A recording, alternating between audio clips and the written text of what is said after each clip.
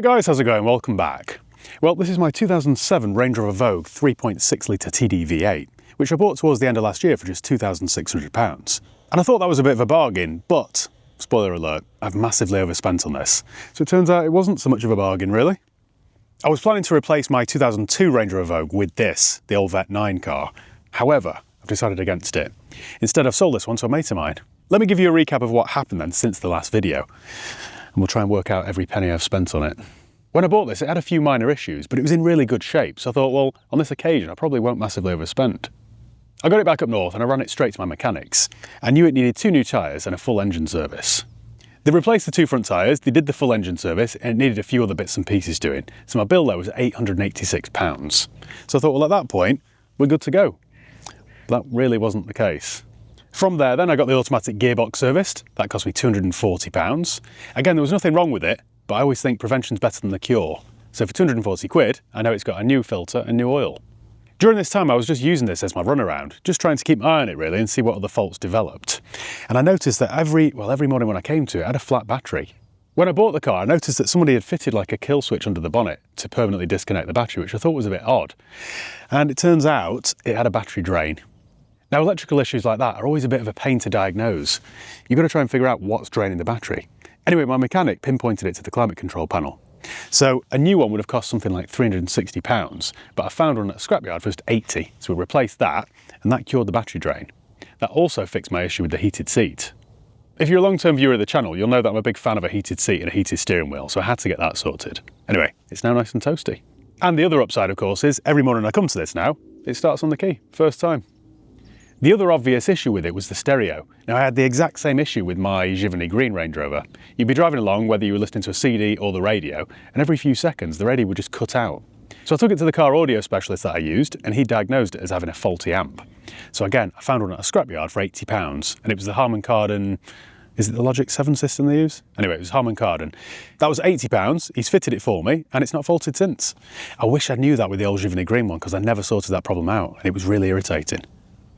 Believe it or not, we've had a few warm days and I noticed the air conditioning wasn't getting very cold. So I had the air conditioning re-gassed and surprisingly, it held the gas. Usually these things never do. They're always leaking from the condenser or something, but this was fine. So I re-gassed it for £60 and it's now ice cold, which is exactly what you want on a nice warm day like today. Let's just give you a bit of a running total then. So £2,600 for the car, £886 at my mechanics. We've got £60 for the air conditioning re-gas, £80 for the amp, £80 for the climate control panel, £240 for the gearbox service. Oh, I put the car in my name and I took the reg plate off it. It had an RRZ plate on it, which I think was originally a Northern Irish plate, and I thought it cheapened the car a little bit. So I put it in my name, took the plate off, that cost me £80. The plate's currently for sale on Reg Transfers if you'd like to purchase it for yourself. And I put the original number plate back on the car, which I think looks a whole lot better. So the plates cost me £25 for the pair. That's because it's got a large rear, which I always think looks better on a Range Rover. So we'll add £25 there. That gives us a subtotal so far then of £3,971. So we're getting up there, aren't we? What started out as a cheap car quickly needed £1,400 spending on it. I was starting to get a little bit worried at this point because at £4,000 we're getting perilously close to what this car's worth retail. In my mind I thought this was a £5,000 car retail. So my profit was quickly evaporating. And as it turns out, I was right to be worried because it threw up another large bill. Before we continue then, I just need to say a big thank you to today's video sponsor. Today's video is sponsored by Car Vertical. Now, before you hand over any cash for a used car or motorbike, it's really important that you do a thorough vehicle history check. With Car Vertical, it couldn't be easier. All you need to do is go to carvertical.com and type in the reg or the VIN.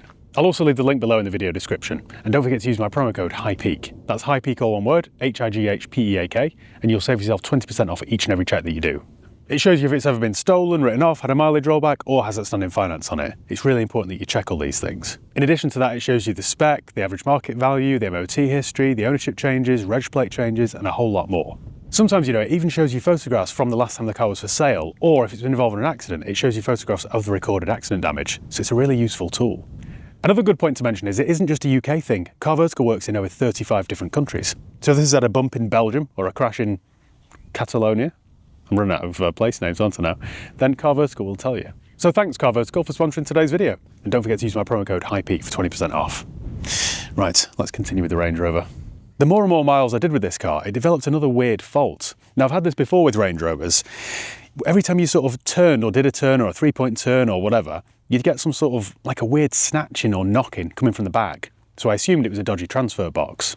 Usually a transfer box and a diff service sorts it all out, because I've had this many times before.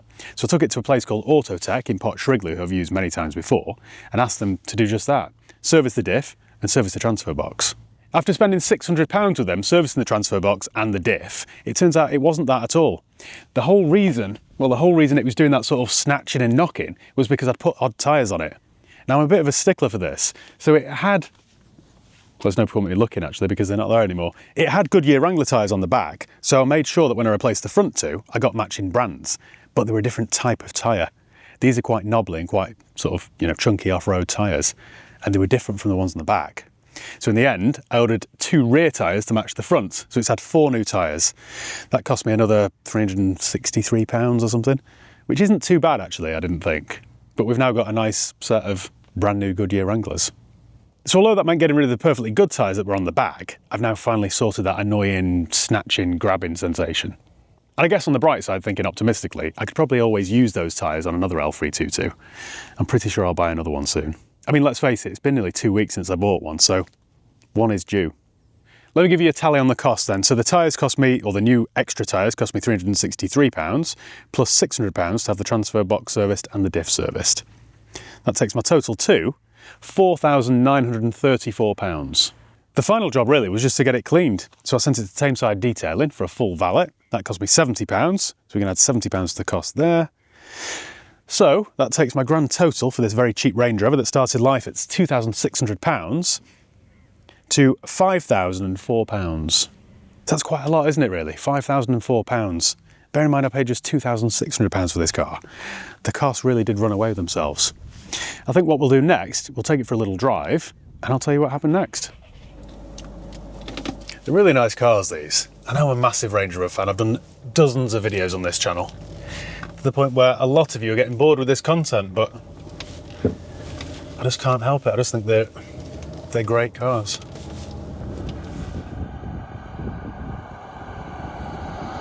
Okay then, well, what does my 2007 Range Rover drive like now it's all sorted? Well, honestly, you would never know this is an 18-year-old car. It drives perfectly. It always did drive well, but I think now it's had 4 brand new tyres on it and everything's been serviced, it just drives that bit better. And most importantly, it's given me more confidence with it. That snatching and sort of grabbing sensation at the back was really irritating, but now thankfully, that's all been resolved. This is the thing with these cars, you've got to do an awful lot of preventative maintenance. You can't run these cars on a shoestring. The devil really is in the detail. Things like servicing the gearbox, the transfer box, the diff, they're just not in the service schedule, so nobody would ever think to do it, but it's really important. If you have a look on eBay or Facebook Marketplace, you'll see dozens of cheap Range Rovers, but just one word of warning, they're never cheap enough. Take this one for example. I thought I'd got a real bargain at £2,600, but as you've just seen, it now owes me double that. So that would be my piece of advice really. If you think about buying a cheap Range Rover, this sounds a bit arrogant, but it's just honest advice. Don't do it unless you can afford 2 cheap Range Rovers. And I'm really not trying to be smart there, by the way, but it's a good point. Every single cheap Range Rover I've bought has ended up costing me double the original purchase price. It's just the way they go. You can't run these cars on a tight budget. You've got to spend money on them. I bought a 2002 L322 recently for £1,600, that currently owes me double. Vet 9 I bought for £1,250, that owes me double. The Givney Green L322 that I bought for £3,000 quickly owed me £6. So there is a definite theme here. So yeah, honestly, unless you can afford to buy 2 cheap Range Rovers, then don't buy one to begin with. I always go over these cars like this, have everything serviced, replace the tyres, replace the brakes, whatever it needs, I just do. And that way at least you've brought everything up to date. Like this one, for example, it's just clicked over to 100,000 miles, so it isn't exactly high for an 18-year-old car. You know, average miles on an 18-year-old car would be double that. But now this should be fine, apart from just regular stuff, for a good 40 or 50,000 miles. It shouldn't throw up any big bills. It shouldn't, but it might. This is true of most cars, but it's particularly true of Range Rovers. Prevention is better than the cure. It's just something that I always preach, and I've always preached that from day one on this channel. If you buy one, just make sure you have a few £1,000s set to one side, because you will need it. In case you're wondering what I'm doing with this car, I've actually sold it to a mate of mine for £5,000.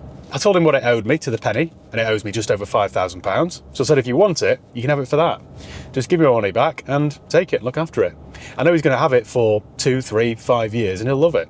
I'm pleased because I've kept another Range Rover on the road for many years to come, hopefully, and I'm pleased that he's got a good car at a good price.